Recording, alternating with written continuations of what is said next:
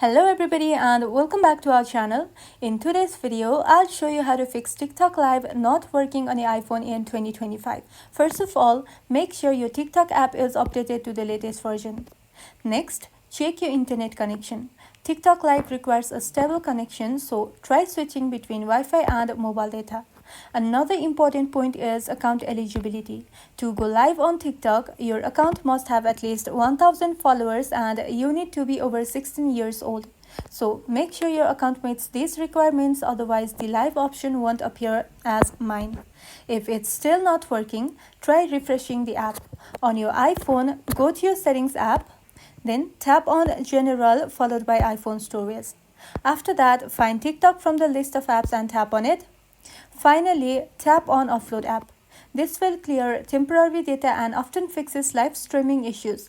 After that, reopen the app and log in again. Lastly, check your permissions. For that, go back to the main settings menu and scroll all the way down, then tap on apps.